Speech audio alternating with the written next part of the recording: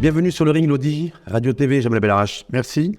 Merci d'avoir accepté l'invitation. Je rappelle que vous êtes président de la maison de la diaspora marocaine. Tout à fait. Donc 3 rounds en 3 thématiques. Première round, MRE, ou Marocain du monde, vous direz, et diaspora, parce que c'est assez dilué, mais en tout cas, première round, MRE, quelle stratégie possible, avec un point d'interrogation, puisque depuis le discours du 20 août 2022, on a l'impression que toutes les stratégies ont avorté, en tout cas n'ont pas atteint l'objectif qui était assigné. Deuxième round, transfert de devises 2022, qu'on voit souvent sous le prisme purement financier, devises et les MRE, transfert de devises 100 milliards de dirhams, et après.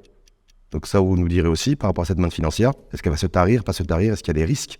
Et troisième round, maison de la diaspora marocaine que vous présidez, un pied-à-terre, pour qui? Avec un point d'interrogation. Donc on reviendra aussi sur cet aspect-là. Jamel Belarache sur le premier round, sur la stratégie possible aujourd'hui pour les Marocains résidant à l'étranger, les Marocains du monde aussi, parce qu'on dit MDM. Qu'est-ce qu'il est possible de faire en termes de stratégie? Parce que depuis le 20 août, on a l'impression aujourd'hui que tout le monde s'est planté. Moi, je n'ai pas cette lecture-là.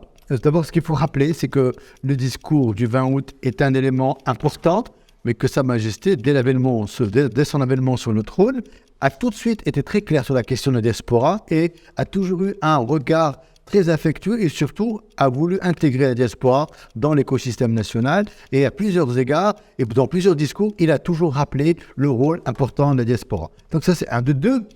Je pense que l'ensemble des politiques menées jusqu'à maintenant ont eu un impact, peu au pro, bien ou pas bien. Le but maintenant, c'est de se dire... Mais attends, juste Jamel Belarache, est-ce qu'aujourd'hui, il n'est pas nécessaire aussi, avant d'initier éventuellement une nouvelle stratégie, parce que je crois que c'est en cours, j'ai vu que la Serbrutta a initié une réunion là-dessus, comme il y avait des commissions thématiques au nombre de 5. Est-ce qu'aujourd'hui, il n'est pas nécessaire de faire le bilan aussi de ces opérateurs institutionnels? Je fais référence à la Fondation Hassan II, je fais référence... Le bilan est en cours et ils ne peuvent pas faire de nouvelles stratégies ou de nouvelles doctrines sans faire une lecture de ce qui a été fait, de ce qui n'a pas été. Vous avez connaissance, vous, du bilan de la Fondation Hassan II, du CCME? Aujourd'hui, il n'est pas public, mais il y a eu une commission interministérielle, il y a eu des commissions techniques au sein du ministère des Affaires étrangères. Ouais. Ils ont fait le job. Je pense que bientôt, on aura les résultats de tout ça. Le bilan est en cours d'évaluation. Mais encore une fois, ce qui est important aujourd'hui, c'est de se tourner vers l'avenir. Le 20 août, qu'est-ce que c'est l'histoire? Le 20 août, c'est dire aujourd'hui, nous avons fait ce que nous avons fait, mais le monde a changé, notre diaspora a changé. Il est temps de revoir la doctrine de la relation avec notre diaspora. Et ça, c'est important. Est-ce que la proposition du CESE, qui s'est réuni dernièrement justement sur la question des Marocains du monde, après je préfère appeler Marocains du monde, MDM et non pas diaspora d'ailleurs, de proposer le retour d'un ministre délégué en charge des MRE, est-ce que vous, en tant que président de la commission de la maison de la diaspora marocaine, est-ce que vous considérez que c'est une bonne chose? Écoutez, en ce qui me concerne, ce qui m'importe, c'est pas qui représente quoi, c'est le qu'est-ce qu'on fait pour 6 millions d'âmes à travers le monde qui ont des attentes très très fortes. La proposition, ou plutôt la lecture en tout cas, de l'autosaisine du Conseil économique et social et environnemental a eu au moins les mérites elle-même d'avoir fait un peu ce travail bilanciel et donner des orientations. Est-ce qu'aujourd'hui, il faut mettre en place un ministère ou pas? Je ne sais pas. Vous n'avez pas d'avis tranché là-dessus? Je n'ai pas un avis tranché, même si je pense qu'il faut une institution, en tout cas, qui soit en capacité de déployer cette stratégie. Or, aujourd'hui, on a des institutions. On a la Fondation Hassan II, on a le CCME, et effectivement, on a les affaires étrangères. Je rappelle que... Fondation Hassan II et CCME, qui, je le rappelle pas, d'ailleurs, depuis le discours du 20 août 2022, ont montré leurs limites en termes d'impact et en termes de résultats. Est-ce qu'il est bon, selon vous, de réarmer ces opérateurs institutionnels dans le cadre d'une nouvelle stratégie? La première étape, c'est la Chine. La première étape, c'est quelle est cette nouvelle doctrine et quelle est cette nouvelle stratégie. Cette doctrine et cette stratégie doit être confectionnée avec l'ensemble de partenaires sous l'égide du ministère des Affaires étrangères dans la mesure où ces gens sont à l'étranger. De deux, donner un nouveau rôle à ces différentes institutions qui doivent être très concrètes. Donc on recommence. C'est ça que vous dites, c'est ce que vous dites en fait. Je dis quelle doctrine et quelle nouvelle stratégie. Et ensuite, je distribue qui peut faire quoi en fonction de ces nouvelles missions. C'est-à-dire que Jamel Belarache est favorable à ce qu'on maintienne la Fondation Hassan II, à ce qu'on maintienne le CCME, à ce qu'éventuellement aussi on relance, en tout cas on remette sur les rails un ministre délégué en charge des MRE qui sera rattaché au ministre des AE, c'était comme ça jusqu'à présent. Donc vous êtes favorable à cette combinaison, sauf avec une redistribution des cartes. Ça, c'est pas la mienne. Mon lecture, c'est d'aujourd'hui, comme tout dans tous les discours que je tiens, il faut réinventer les organisations, il ne faut pas créer de nouvelles institutions. Il ne faut surtout pas créer de nouvelles institutions. En revanche, il faut réarmer. Je rappelle que le CCME est une institution constitutionnelle. D'accord, on peut pas... Donc il n'est pas voué à disparaître, en fait, clairement, ce que tu es en train de C'est dire. pas évident. Par contre, revoir sa mission, sa feuille de route, oui, c'est une réalité. Mais est-ce qu'on peut La Fondation Hassan II également. Est-ce qu'on peut faire du neuf avec du vieux, entre guillemets? Les institutions restent, les hommes peuvent changer. Les hommes peuvent changer. Mais encore une fois, ce qui est important, c'est quelle mission, pour quel impact, avec quel indicateur de performance, parce que dorénavant, il faut évaluer, il faut rendre des comptes, parce que là, que Diaspora aujourd'hui à travers le monde attend des résultats et attend beaucoup de choses de la part de son pays d'origine. Et ceux qui sont favorables à la mise en place d'une agence, en fait, qui soit flexible, qui soit proactive, public-privé, est-ce que ça ne serait pas quelque part aussi la solution est sortir un petit peu du carcan institutionnel? Je ne crois pas. Et administratif, parce que toutes ces institutions aujourd'hui en charge des MRE, c'est essentiellement des fonctionnaires. Je ne crois pas. Et c'est fonctionnalisé. Je ne crois pas à la stratégie du millefeuille. Il faut arrêter d'empiler des institutions. Est-ce que ce n'était pas le cas jusqu'à présent? Il faut arrêter. Est-ce que ce n'était pas le cas jusqu'à présent d'avoir une espèce de millefeuille, limite, en tout cas au goût de certains, indigeste? Trop d'opérateurs, avec, on ne sait même plus qui fait quoi, avec les responsabilités qui sont diluées.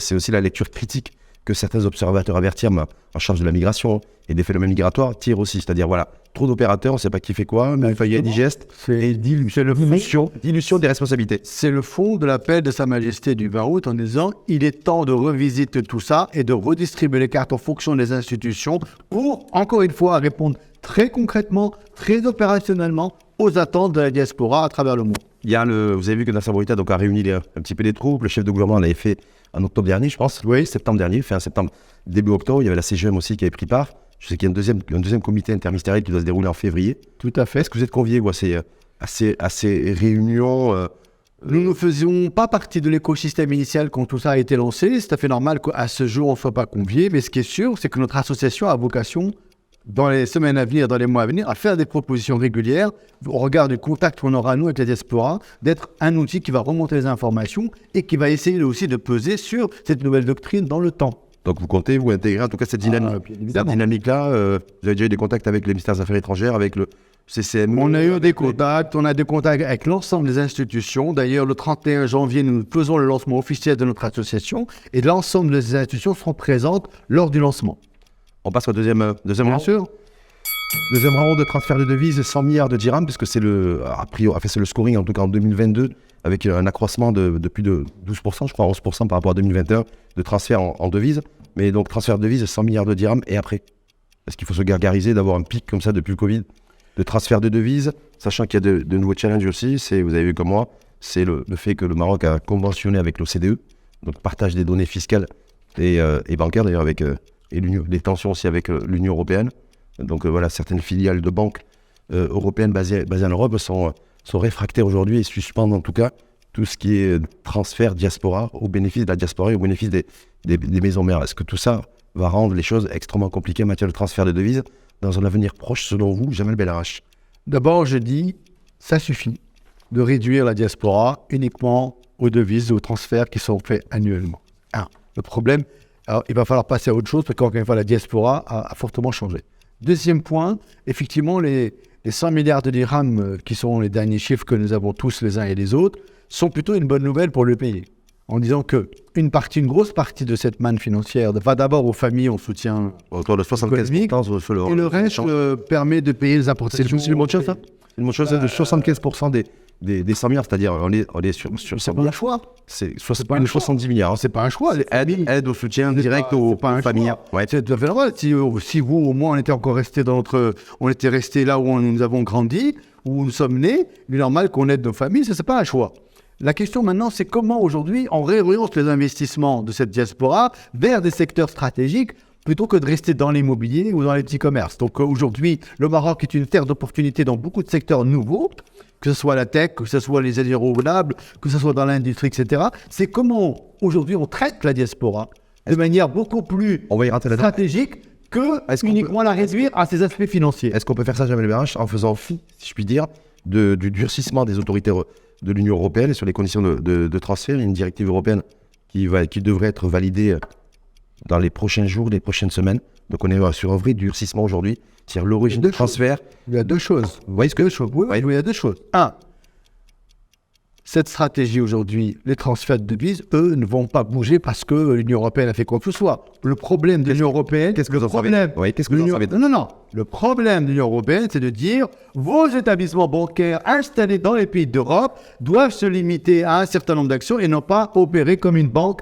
classique européenne. Ça, c'est le premier sujet Ouais. sur lequel l'Union européenne a bougé. Maintenant, les gens qui ont envie d'envoyer l'argent dans leur pays, ils le feront. Ils continueront à le faire. Ils ne peuvent pas. Sauf que, ce qui est couplé aussi, à mon avis qu'il faut aussi avoir à l'esprit, d'ailleurs ça fait bondir et réagir le gouverneur de la Banque centrale, Abdel Jouari, c'est cette convention avec l'OCDE et le partage des données fiscales et bancaires des membres de la diaspora marocaine également. Donc on a cette directive européenne, durcissement, et en même temps on a ce qui devrait rentrer d'ailleurs imminemment en vigueur, et en même temps on a cette convention OCDE qui elle aussi devrait rentrer en vigueur sur le partage des données fiscales et bancaires des MRE. Et certains y voient en tout cas un risque d'une forme de tarissement des transferts de devises et la crête de certains de Marocains résidant à l'étranger. Je ne vois pas. Moi, je ne pense pas personnellement. Je ne suis pas un expert technique, mais je ne pense pas qu'il puisse y avoir un tarissement parce que personne ne peut empêcher la diaspora d'envoyer l'argent à sa famille ou dans son pays d'origine. Ça, c'est un. De deux. Aujourd'hui, il y a quand même en Europe des droits. Et la RGPD, notamment la fameuse règle, je dirais, sur la réglementation des données personnelles, elle est quand même là pour veiller au gras, pour éviter quand même aujourd'hui qu'il y ait des espèces de... Et le Maroc l'a signé aussi. Hein. Voilà, donc ça c'est... Il n'y a pas les données bancaires, là. Il n'y a pas les données bancaires, les données fiscales. Exactement. C'est les données personnelles. Moi, je fais confiance à notre GPD, gouverneur et à notre gouvernement pour éviter qu'on aille trop, je dirais, dans l'intimité des gens.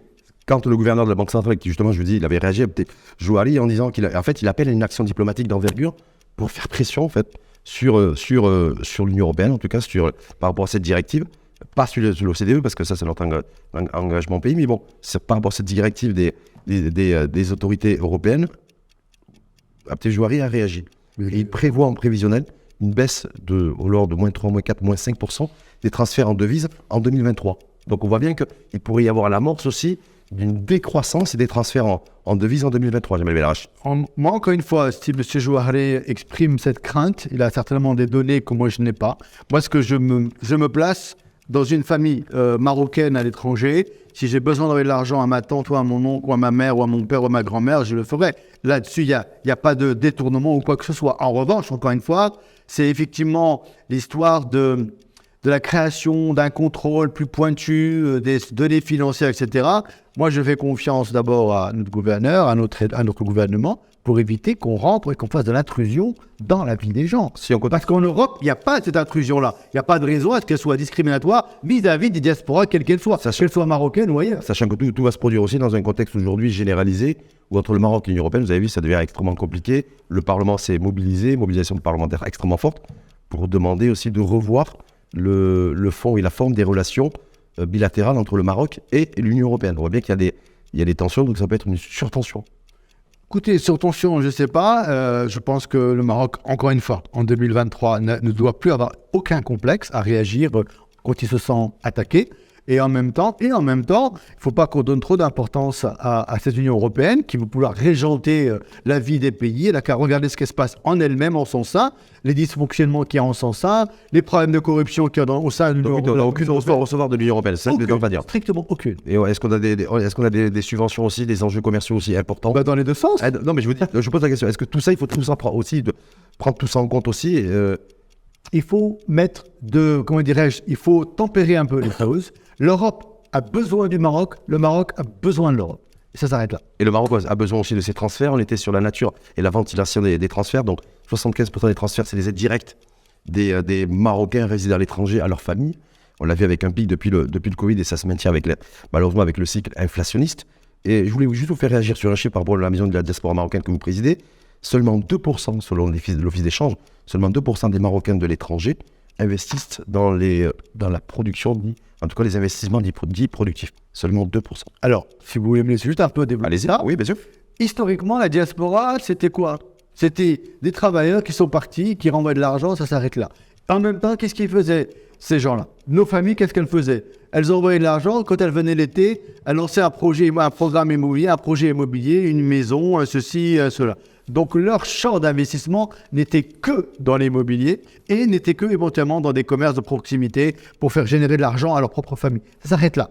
Il n'y a eu aucune communication, aucun marketing, aucune stratégie pour les amener à investir dans de nouveaux projets, sur les bourses de projets, sur les nouveaux métiers que le Maroc développe. Et pourquoi ?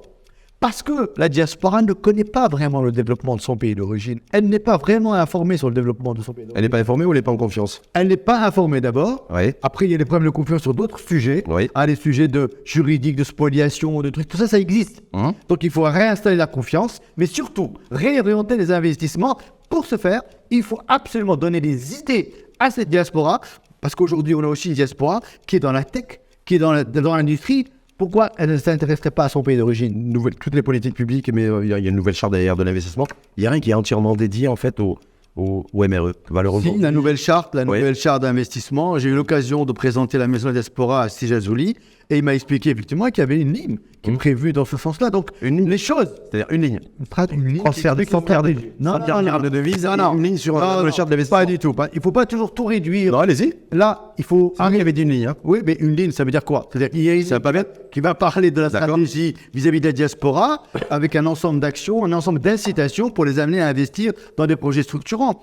Aujourd'hui, on peut avoir toutes les raisons de faire du nihilisme, mais moi, ce qui me concerne, je sais qu'il y a des choses qui sont en mouvement et notre projet associatif de la Maison de l'Espoir vient en soutien à toutes ces initiatives pour marketer davantage le Maroc et amener la diaspora marocaine qui souhaite investir à lui faciliter la vie. Justement, je passe au troisième rang de thématique Maison de la Diaspora que vous présidez. Je le rappelle, un pied-à-terre pour qui? C'est quoi cette Maison de la Diaspora? Projet, est-ce que c'est un club d'amis? Est-ce que c'est quelque chose de beaucoup plus pensé, beaucoup plus réfléchi? Certains y vont aussi se dire, voilà, Benjamin Belarache est en train de sortir du bois parce qu'on reparle des MRE depuis le mois d'août. Voilà. Déjà, Maison de la Diaspora, est-ce qu'il y a déjà une naissance? Alors, philosophie. Très bien. Alors, à ceux qui pensent qu'on sort du guet depuis le mois d'août, je rappelle juste que la Maison de la Diaspora est un projet qui est depuis 2006. Et d'ailleurs, vous faisiez partie à l'époque des gens qui avaient été ciblés dans ce projet. On était un certain nombre. Premièrement. Deuxièmement, la Maison de la Diaspora a été créée en décembre 2021. Et on a eu le certificat de la part du gouverneur d'Anfa en avril ou en mai 2022. Et on a eu la chance que Sa Majesté ait fait un peu l'emphase dans son discours au mois d'août, ce qui fait que ça nous a mobilisé encore davantage. Et de un. Ça, c'est pour la clarification, pour arrêter les radios à main sur le sujet.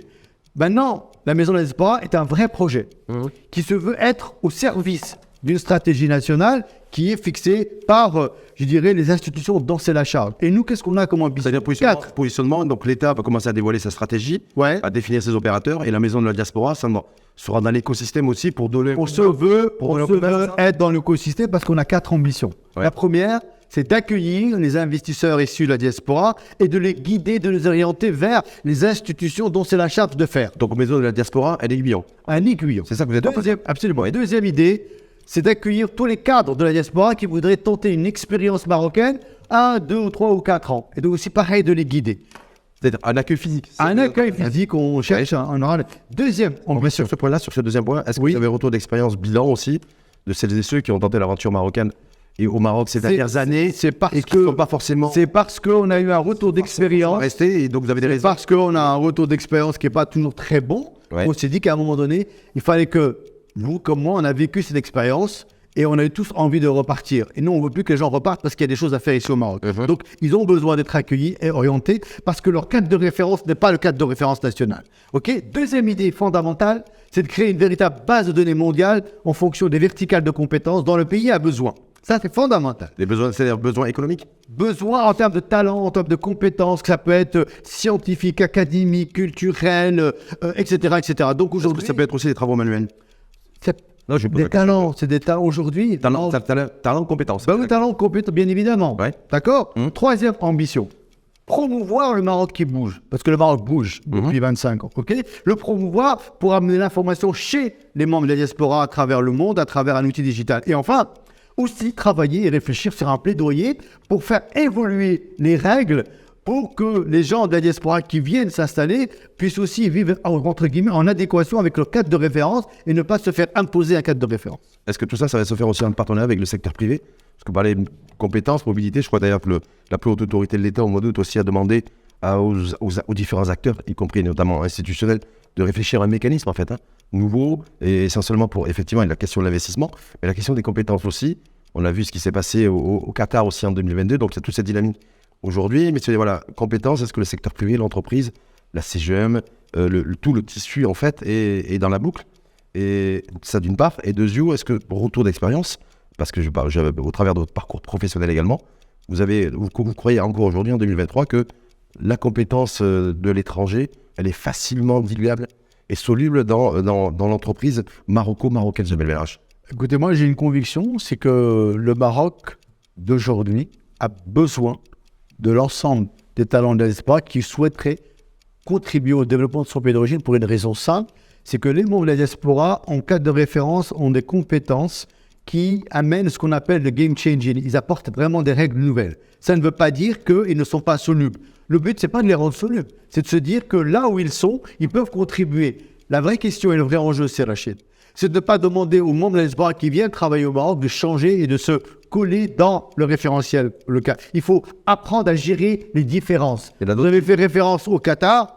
La victoire au Qatar, c'est la capacité du coach national à faire travailler des gens différents, de pays différents, de cultures différentes, ensemble au service d'une cause. Ça concrètement, donc vous avez rappelé que le mardi prochain, donc le 31 janvier, donc Casablanca, le lancement officiel de la maison de la diaspora marocaine.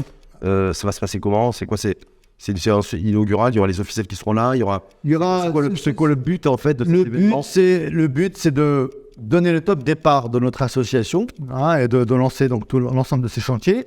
Nous avons le plaisir, d'abord on est en partenariat pour cet événement avec le CCME qui nous aide beaucoup pour lancer cette opération. Et on aura une séquence d'ouverture avec le CCME, le CESE avec Ahmed Reda Chami, la CGM sera présente, un représentant du ministère de l'Investissement sera également présent. Et bien évidemment, on pense aussi avoir le ministère des Affaires étrangères. Donc, pour la première séquence inaugurale. Le ministère ou le ministre, ça va être dans le ministère, on a un représentant. Oui. Ensuite, on a deux panels. Un panel sur justement un état des lieux et un deuxième panel sur le retour d'expérience avec des membres de la diaspora qui vont exprimer leurs attentes. Dans tous ces invités, j'allais dire plus ou moins VIP en tout cas, est-ce qu'il ne manque pas le politique? Vous avez aucun politique Parce que nous sommes apolitiques. Le politique n'a pas à avoir une prise de parole dans ce type d'événement. Par contre, nous avons invité. Nous avons invité des gens qu'on connaît les uns les autres parce que c'est important, ils ont un rôle. Et justement, dans la construction de nouvelles stratégies à terme, chaque parti politique a son rôle à jouer. Mais nous, aujourd'hui, on est totalement apolitique et aucune personne qui fait partie de notre groupe n'est affiliée à un parti tel ou tel. Donc les politiques sont invités, mais en tout cas, ils ne prendront pas la parole. C'est des amis comme tout le monde. Prochain. Non, du tout. Next après le 31, c'est quoi? C'est la mise en route du... il y a projet d'abord qu'il y a la mise en place identifier le local dans lequel on va héberger cette maison de la diaspora. On va lancer officiellement, on va créer le conseil d'administration opérationnel. On va lancer un cercle des ambassadeurs. C'est-à-dire aujourd'hui, on va identifier des personnalités qui vont soutenir la maison de la diaspora.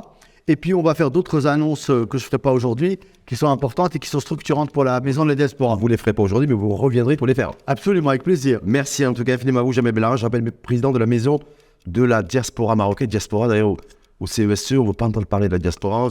C'est un peu dommage. Non, mais... C'est qu'on a du mal à se mettre d'accord sur MRE, marocain de l'étranger, MDM, marocain. Merci. Marocain du monde, diaspora. Merci Rachid d'être revenu là-dessus pour la fin. Aujourd'hui, quand vous parlez aux membres de la diaspora, eux-mêmes, ils se qualifient de diaspora. Le problème, c'est qu'ici, culturellement, intellectuellement, on a un blocage avec ce terme, alors que MDM, c'est pas que c'est pas un bon terme, c'est un terme marketing. Il a été inventé par une banque pour ses affaires commerciales. Donc aujourd'hui, tous les pays parlent de leur diaspora. Le Maroc doit parler de ta diaspora. Sauf que pour démarrer, vous n'êtes pas forcément aligné. Mais c'est pas grave. MDM et diaspora. Le but, c'est pas d'être aligné. Le but, c'est d'avoir sa contribution, d'être un peu le poil à gratter pour qu'ensemble, on réussisse à intégrer une diaspora qui va encore garder le lien avec son pays sur plusieurs générations. Merci en tout cas infiniment à vous, Jamel Bellarage, président de la maison de la diaspora marocaine. Et bonne chance pour la suite. Merci.